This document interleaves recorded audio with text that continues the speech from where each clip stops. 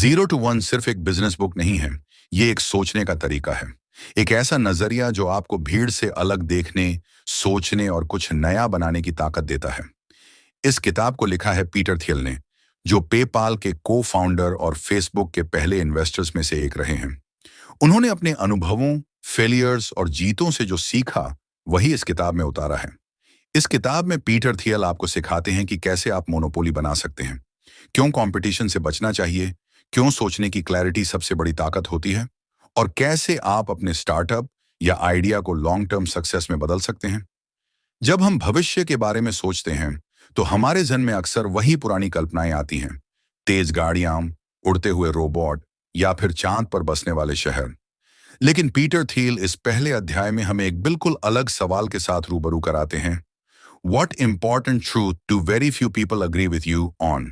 यानी ऐसा कौन सा महत्वपूर्ण सच है जिस पर बहुत कम लोग तुम्हारे साथ सहमत होते हैं। यह सवाल जितना सरल लगता है, इसका जवाब उतना ही मुश्किल है।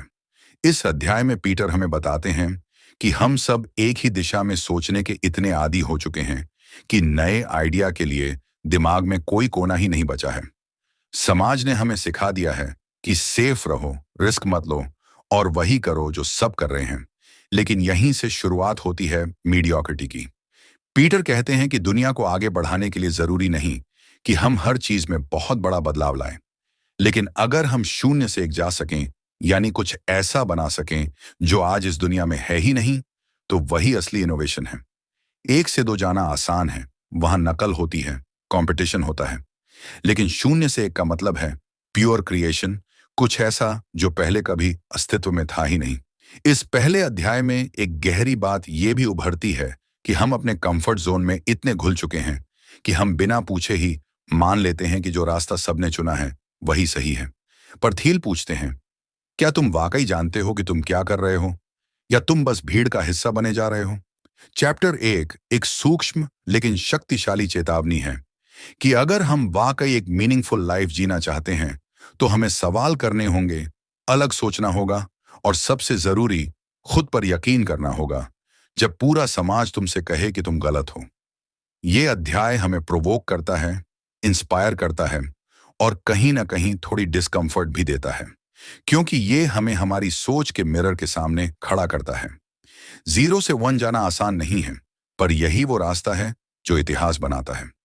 दूसरे अध्याय में पीटर थियल हमें एक ऐसे दौर में ले जाते हैं जहां पूरी दुनिया ने यह मान लिया था कि टेक्नोलॉजी का जमाना अब खत्म हो गया है। साल था 2000 और इंटरनेट बबल फूट चुका था। स्टार्टअप्स तबाह हो चुके थे, निवेशकों का भरोसा टूट गया था और टेक्नोलॉजी शब्द लोगों के लिए डर और नुकसान का प्रतीक बन गया था। पीटर थियल उस दौर को द डॉट कॉम क्रैश के रूप में याद करते हैं। वो बताते हैं कि कैसे लोगों ने उस समय 4 बड़े सबक सीखे और दुर्भाग्य से ये सारे सबक गलत थे। इस अध्याय की सबसे गहरी बात यह है कि जब भी हम असफल होते हैं तो हम अक्सर उस असफलता को अवॉइड करने के लिए एक्सट्रीम रिएक्शंस देने लगते हैं। और यही हुआ इंटरनेट बबल के बाद। लोगों ने मान लिया कि बोल्ड विजन रखना गलत है, कि प्लानिंग बेकार है, कि प्रतियोगिता से बचने की कोई जरूरत नहीं है और कि बेहतर एग्जीक्यूशन ही सब कुछ है। जबकि पीटर का मानना है कि यही सबक हमें मीडियोक्रिटी की ओर धकेलते हैं। उन्होंने खुद पेपाल को उस दौर में खड़ा किया था जब बाकी कंपनियां एक एक कर गिर रही थीं। पर उनका कहना है, हमने ऐसा इसलिए नहीं किया क्योंकि हम बाकी सबसे अलग थे, बल्कि इसीलिए कि हमने सोचने का तरीका ही बाकी सबसे अलग रखा। पीटर बार बार इस बात पर जोर देते हैं कि केवल लीन स्टार्टअप बनाना काफी नहीं होता। एक एंटरप्रेन्योर को बोल्ड भी होना चाहिए, विजनरी भी और स्ट्रेटेजी में स्मार्ट भी। यह अध्याय हमें इस सच्चाई से जोड़ता है कि गलत अनुभव हमें डराता है, लेकिन डर का इलाज कभी भी छोटा सोचने में नहीं है।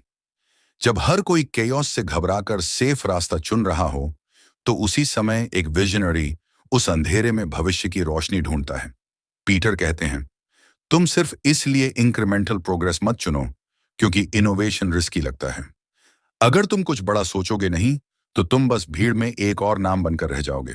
इस अध्याय में एक सूक्ष्म सा भावुककरण है, हिम्मत और हार के बीच की जंग का। हम सब कहीं ना कहीं जिंदगी में बबल्स झेलते हैं, कभी रिलेशनशिप्स में, कभी करियर में, कभी ड्रीम्स में। और जब वो फूटते हैं तो हम एक्सट्रीम कंक्लूजन्स तक पहुंच जाते हैं, कि प्यार बेकार है या बिजनेस बस लक है। पर यही वो पल होता है जब हमें पीटर थियल की ये बात याद रखनी चाहिए। Don't throw out boldness just because someone failed being bold.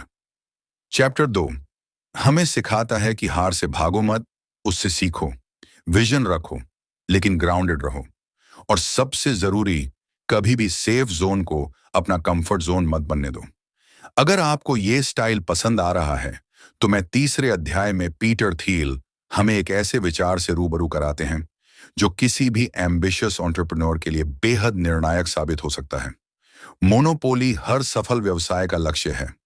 हाँ, आपने सही सुना। थियल मानते हैं कि मोनोपोली यानी एकाधिकार बनाना ही असली लक्ष्य होना चाहिए, न कि कंपटीशन में फंसना। यह बात सुनने में जितनी अजीब और अपरंपरागत लगती है, उतनी ही सच्चाई इसमें छिपी है।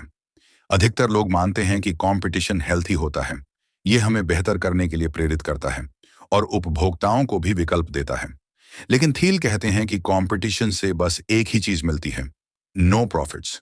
क्योंकि जब कई कंपनियां एक ही चीज के लिए लड़ती हैं तो अंत में किसी को भी फायदा नहीं होता। इससे किसी भी कंपनी का अस्तित्व खतरे में आ सकता है। वे बताते हैं कि किस तरह कंपटीशन आपकी क्रिएटिविटी को खत्म कर देता है और आप दूसरों से लड़ने में इतने उलझ जाते हैं कि कुछ नया सोचने की क्षमता ही खो देते हैं। पीटर इस अध्याय में उस साइकोलॉजी को समझाते हैं जो हमें बार बार कंपटीशन की ओर खींचती है। बचपन से हमें सिखाया जाता है कि विनर्स और लूजर्स होते हैं। हम सीखते हैं कि किसी दौड़ में सफल होने के लिए दूसरों को पीछे छोड़ना जरूरी है। लेकिन थियल इस धारणा को उल्टा करते हैं। वे कहते हैं कि असली जीत तब है जब तुम ऐसी चीज बना लो जहां तुम्हारा कोई प्रतिद्वंदी ही ना हो। चैप्टर 3 में एक बहुत मजबूत इमोशनल रेजोनेंस है। यह हमारे ईगो और इनसिक्योरिटी को छूता है। जब हम दूसरों के साथ प्रतिस्पर्धा में उतरते हैं तो हम कहीं ना कहीं वैलिडेशन ढूंढ रहे होते हैं। हम खुद को साबित करना चाहते हैं। हम साबित करना चाहते हैं कि हम भी सर्वश्रेष्ठ हैं।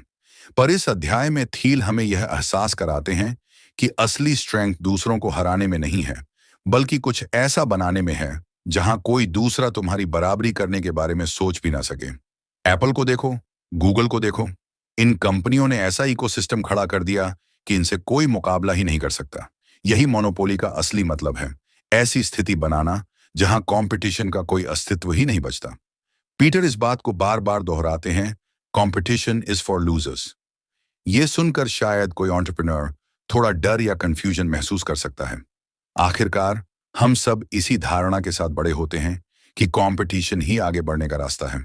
लेकिन थियल हमें सिखाते हैं कि असली चुनौती है खुद को इस जाल से निकालना। जब तुम मोनोपोली बनाते हो तो तुम अपने टर्म्स पर खेलते हो, तुम प्राइसेस सेट करते हो, तुम इनोवेशन की दिशा तय करते हो और तुम खुद को डिफाइन करते हो, न कि मार्केट की शर्तें तुम्हें डिफाइन करें। चैप्टर 3 का एसेंस ये है कि कंपटीशन से भागना नहीं है, बल्कि उससे ऊपर उठना है। थियल हमें दिखाते हैं कि असली जीनियस वो है जो ऐसी राह चुनता है जहां उसकी अपनी दुनिया हो और उसमें वह अपने नियम बनाता है। मोनोपोली कोई नकारात्मक शब्द नहीं है, बल्कि यह एक ऐसी स्थिति है जो तुम्हारे बिजनेस को लंबी उम्र देती है। इस अध्याय में एक गहरा लेसन छिपा है कि दुनिया को बदलने के लिए पहले तुम्हें अपनी सोच को बदलना होगा। सबसे पहले यह मानना होगा कि कंपटीशन जरूरी नहीं है, बल्कि सबसे बड़ा खेल तो तभी शुरू होता है जब तुम अपने लिए पूरी तरह से नई जगह बना लेते हो। यह अध्याय एक तरह से जागने की घंटी है कि अगर तुम केवल दूसरों को हराने के लिए बिजनेस कर रहे हो तो शायद तुम गलत राह पर हो। असली सवाल यह होना चाहिए, मैं ऐसा क्या बना सकता हूं जो इतना अद्वितीय हो कि मेरे पास कोई कंपटीशन हो ही ना। चौथे अध्याय में पीटर थियल हमें एक बहुत ही सूक्ष्म लेकिन गहरा प्रभाव डालने वाला विचार के बारे में सोचने पर मजबूर करते हैं। हम सब कंपटीशन में इतना गहरे डूब चुके हैं कि हमें इसका जहर तक मीठा लगने लगा है। ये बात सुनकर शायद कोई चौंके, लेकिन जैसे जैसे आप इस अध्याय को समझते हैं, आप महसूस करेंगे कि हम सब ने कहीं ना कहीं कंपटीशन को ही सक्सेस का सिनोनिम मान लिया है। पीटर बताते हैं कि मॉडर्न सोसाइटी ने कंपटीशन को एक आइडियोलॉजी बना दिया है, एक ऐसी सोच जो हमें बचपन से सिखाई जाती है, स्कूलों में, कॉलेजों में और यहां तक कि करियर्स में भी। हम बच्चों से कहते हैं, नंबर 1 बनो, सबसे तेज दौड़ो, बाकियों से बेहतर हो जाओ। धीरे धीरे ये माइंडसेट हमारी आइडेंटिटी का हिस्सा बन जाता है। और सबसे खतरनाक बात यह है, हम इस जाल में फंसकर खुश भी हो जाते हैं, क्योंकि हमें लगता है कि हम आगे बढ़ रहे हैं। थील एक पावरफुल उदाहरण देते हैं। उन्होंने खुद स्टैनफोर्ड और फिर स्टैनफोर्ड से निकलकर लॉ स्कूल तक की यात्रा की। उन्होंने हमेशा टॉप रैंक्स हासिल की, लेकिन अंत में उन्होंने खुद से पूछा, why was I doing all this? क्या सिर्फ इसलिए कि वो ये कर सकते थे? क्या इसलिए कि ये सेफ रास्ता था? क्या इसलिए कि सोसाइटी ने कहा था कि यही बेस्ट है? पीटर कहते हैं, हम अक्सर कंपटीशन में इतने उलझ जाते हैं कि हम भूल जाते हैं why we started in the first place. और ये बात सिर्फ एजुकेशन या करियर तक सीमित नहीं है, ये हमारी एंटरप्रेन्योरियल जर्नी को भी गाइड करती है। कई लोग स्टार्टअप शुरू करते हैं, लेकिन उनका असली मोटिवेशन होता है एक्स कंपनी को टक्कर देना या वाई जैसा ऐप बनाना, लेकिन थोड़ा बेहतर। और यहीं पर वे हार जाते हैं, क्योंकि वे कुछ नया नहीं बना रहे, बस पहले से मौजूद रेस में दौड़ने की कोशिश कर रहे हैं। इस अध्याय में पीटर कंपटीशन की साइकोलॉजी को एक इमोशनल एंगल से देखते हैं। वो बताते हैं कि इंसान दूसरों को हराने की चाह में खुद से भी दूर हो जाता है। हम बस ये साबित करना चाहते हैं कि हम किसी से बेहतर हैं, लेकिन यह सोच हमें कंज्यूम कर जाती है और आखिर में हम वही बन जाते हैं जो हम तोड़ना चाहते थे। पीटर बहुत ही सधे हुए शब्दों में कहते हैं, if you can recognize competition as a destructive force instead of a sign of value, you're already one step ahead।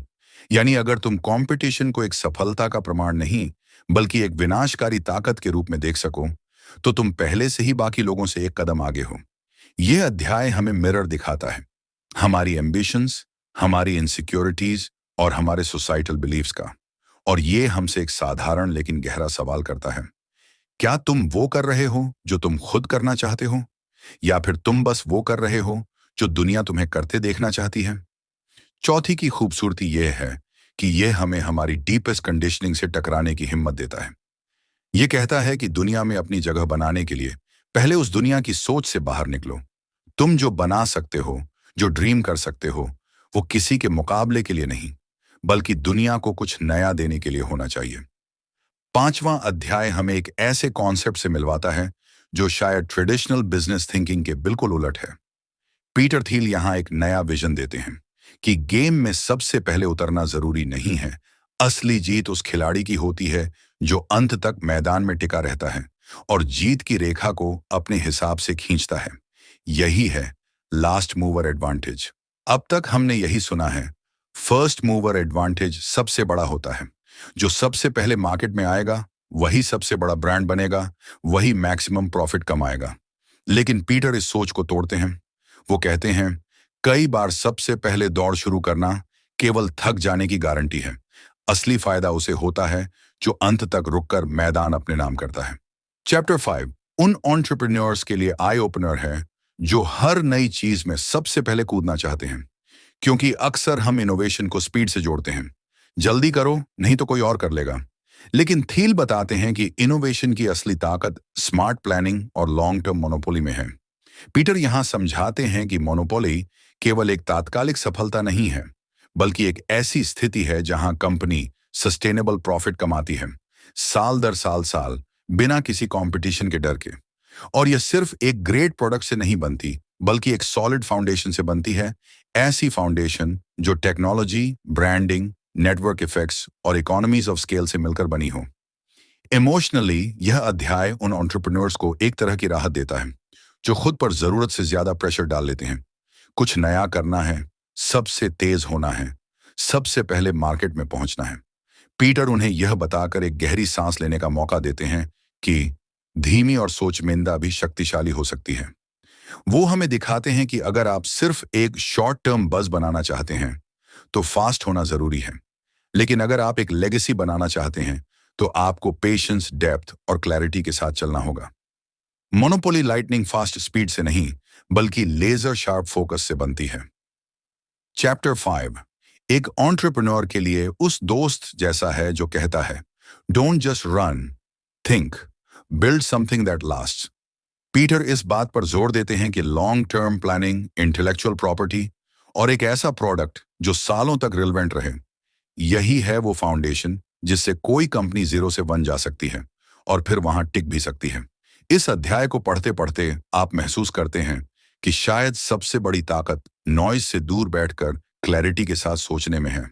जब बाकी सब दौड़ में लगे हैं, तब अगर आप अपने आइडिया को गहराई से रिफाइन कर रहे हैं, तो आप सिर्फ एक और स्टार्टअप नहीं, बल्कि अगला गूगल, अगला फेसबुक या अगला अमेजॉन बना सकते हैं।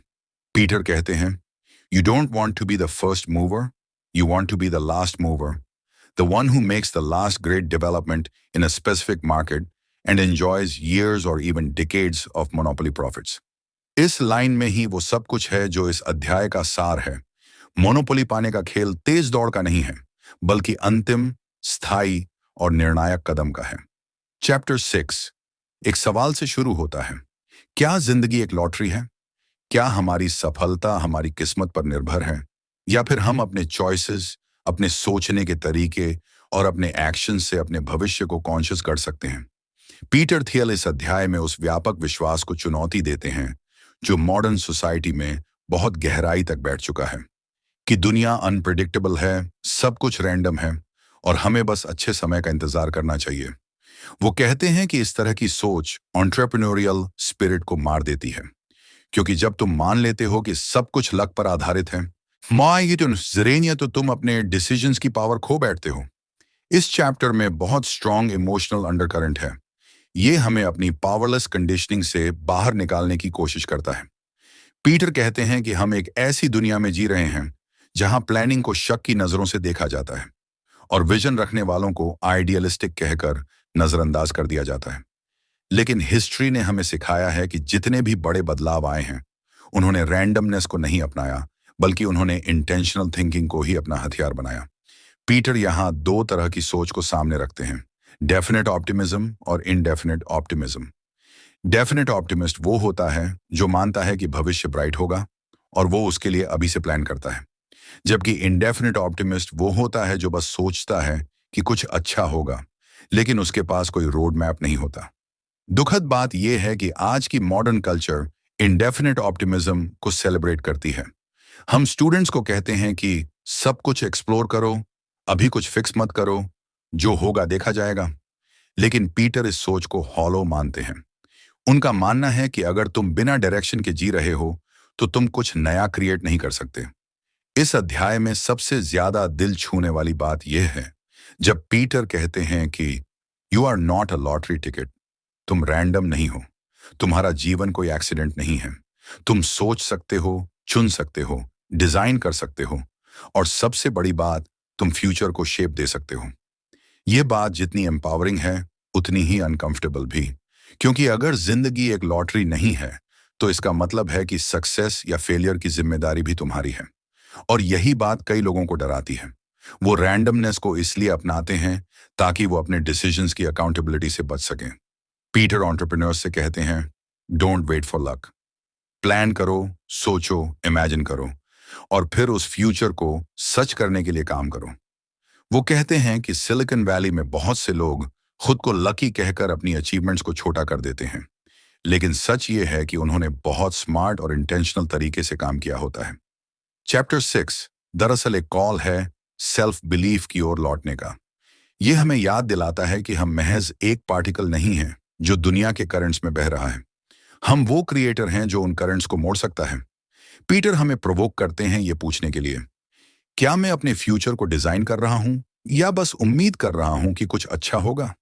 और अगर आपका जवाब है हाँ, मैं डिजाइन करना चाहता हूं, तो यही 0 से 1 की असली शुरुआत है। तो दोस्तों, यही था 0 to 1 किताब का एक और दिल छू लेने वाला अध्याय। हर अध्याय में पीटर थियल हमें एक नया नजरिया देते हैं। वो नजरिया जो भीड़ से अलग सोचने की हिम्मत देता है, जो हमें 0 से 1 की उस जर्नी पर ले जाता है जहां इमेजिनेशन, क्लैरिटी और करेज सबसे बड़ा इन्वेस्टमेंट बन जाते हैं। अगर आपने गौर किया हो, तो ये किताब सिर्फ बिजनेस के लिए नहीं है, ये एक माइंडसेट शिफ्ट है। ये हमें सिखाती है कि हम सिर्फ प्रॉब्लम सॉल्व करने के लिए नहीं बने हैं, बल्कि नए रास्ते बनाने के लिए बने हैं। अगर इस पूरी सीरीज ने आपके अंदर थोड़ी सी भी क्लैरिटी, हिम्मत या क्यूरियोसिटी जगाई हो, तो समझ लीजिए आपने पहला कदम उठा लिया है।